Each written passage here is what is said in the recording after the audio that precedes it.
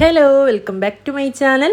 അപ്പോൾ ഇന്നത്തെ നമ്മുടെ റെസിപ്പി ബ്രേക്ക്ഫാസ്റ്റിലേക്കൊക്കെ സൈഡ് ഡിഷ് ആയിട്ട് സെർവ് ചെയ്യാൻ പറ്റിയ നല്ലൊരു ഉരുളക്കിഴങ്ങ് കറിയുടെ റെസിപ്പിയാണ്. വളരെ ഈസി ആയിട്ട് തയ്യാറാക്കി എടുക്കാൻ പറ്റിയ നല്ല രുചിയുള്ളൊരു കറിയാണ് കേട്ടോ ഇത്. നിങ്ങൾ എന്തായാലും ഇതൊന്ന് തയ്യാറാക്കി നോക്കണം. നിങ്ങൾക്ക് എന്തായാലും ഇഷ്ടമാവും. അപ്പോൾ നമുക്ക് റെസിപ്പി കണ്ടു നോക്കാം. അതിനു മുമ്പായിട്ട് ചാനൽ ആദ്യമായിട്ട് കാണുന്ന കൂട്ടുകാരാണെങ്കിൽ ഒന്ന് സബ്സ്ക്രൈബ് ചെയ്തിട്ട് സപ്പോർട്ട് ചെയ്യണം കേട്ടോ. ലൈക്ക് ചെയ്യാനും കൂടെ മറക്കരുത്. അപ്പോൾ ഇതിന് വേണ്ടി ഞാനിവിടെ ഒരു കുക്കർ ഗ്യാസ് സ്റ്റോപ്പിൽ വെച്ച് കൊടുത്തിട്ടുണ്ട്. ഇതിലേക്കൊരു 2 കിഴങ്ങ് ഈ ഒരു സൈസിൽ കട്ട് ചെയ്തത് ചേർത്ത് കൊടുക്കാം. ഇനി ഒരു തക്കാളിയും ഒരു സവോളയും ചേർത്ത് കൊടുത്തിട്ടുണ്ട്. ഇനി നമുക്ക് മസാലപ്പൊടികൾ ചേർത്ത് കൊടുക്കാം. ഗരം മസാല, മല്ലിപ്പൊടി, മുളക് പൊടി, ആവശ്യത്തിന് ഉപ്പ്, കറിവേപ്പില, 4 വെളുത്തുള്ളി എന്നിവ ചേർത്ത് കൊടുത്തിട്ടുണ്ട്. ഇനി ഇതിലേക്ക് നമുക്ക് ഒരല്പം മഞ്ഞൾപ്പൊടി കൂടെ ചേർത്ത് കൊടുക്കണം. പിന്നെ ഇത് വേവിച്ചെടുക്കാൻ ആവശ്യമായിട്ടുള്ള വെള്ളം കൂടെ ഒഴിച്ചു കൊടുത്തിട്ടുണ്ട്. 1.5 കപ്പ് വെള്ളമാണ് ഞാനിവിടെ ഒഴിച്ചു കൊടുത്തിട്ടുള്ളത്. എന്നിട്ട് നന്നായിട്ടൊന്ന് മിക്സ് ചെയ്തെടുക്കാം. അപ്പോൾ ഇനി നമുക്കിത് ഒന്ന് വേവിച്ചെടുക്കാം. അതിന് വേണ്ടിയിട്ട് കുക്കർ അടച്ച് വെച്ചിട്ട് ഒരു 3 വിസിൽ വരെ വേവിച്ചെടുക്കണം കേട്ടോ.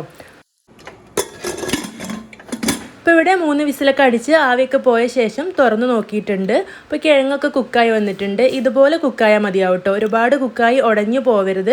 ഇതുപോലെ ഒന്ന് കുക്കായാൽ മതി. നന്നായിട്ടൊന്ന് ഇളക്കി കൊടുക്കാം. ഇനി ഒരു പാന് ഗ്യാസ് സ്റ്റോപ്പിൽ വെച്ചിട്ട് അതിലേക്ക് 1.5 ടേബിൾ സ്പൂൺ വെളിച്ചെണ്ണ ചേർത്ത് കൊടുത്തിട്ടുണ്ട്. വെളിച്ചെണ്ണയിലേക്ക് ഒരു 1/4 ടീസ്പൂൺ കടുക് ചേർത്ത് കൊടുക്കാം. കടുക് ഒന്ന് പൊട്ടി കഴിയുമ്പോൾ നമുക്കിതിലേക്ക് കുറച്ച് കറിവേപ്പില കൂടെ ചേർത്ത് കൊടുക്കാം. ഇനി നമുക്കിതിലേക്ക് മുളക് പൊടി ചേർത്ത് കൊടുക്കാം. 1 ടീസ്പൂൺ മുളക് പൊടിയും 1 ടീസ്പൂൺ മല്ലിപ്പൊടിയും ചേർത്ത് കൊടുത്തിട്ടുണ്ട്. 1/2 ടീസ്പൂൺ ഗരം മസാല കൂടെ ചേർത്ത് കൊടുക്കാം. ഈ ഒരു വെളിച്ചെണ്ണയിലേക്ക് ഇതുപോലെ പൊടികൾ ചേർത്ത് കൊടുക്കാൻ മറക്കരുത് കേട്ടോ. ഇത് ചേർത്ത് കൊടുക്കുമ്പോഴാണ് ഈ ഒരു കറിക്ക് ടേസ്റ്റ് കൂടുന്നത്. അപ്പോൾ ഈ ഒരു എണ്ണയിൽ കിടന്നിട്ട് നന്നായിട്ടൊന്ന് മൂപ്പിച്ചെടുക്കണം. അപ്പോൾ ഈ ഒരു സമയത്ത് തീ നന്നായിട്ട് ലോ ഫ്ലെയിമിലാക്കി വെക്കണം കേട്ടോ. അല്ലെങ്കിൽ പൊടികളൊക്കെ കരിഞ്ഞു പോയിട്ടുണ്ടെങ്കിൽ ഒരു കയ്പ്പ് ടേസ്റ്റാണ് ഉണ്ടാവുക. അതുകൊണ്ട് തീ നന്നായിട്ട് കുറച്ച് വെച്ചിട്ട് പൊടികളൊക്കെ ഒന്ന് മൂപ്പിച്ചെടുത്ത ശേഷം നമുക്ക് വേവിച്ച് വെച്ചിട്ടുള്ള കിഴങ്ങ് ഇതിലേക്ക് ചേർത്ത് കൊടുക്കാം.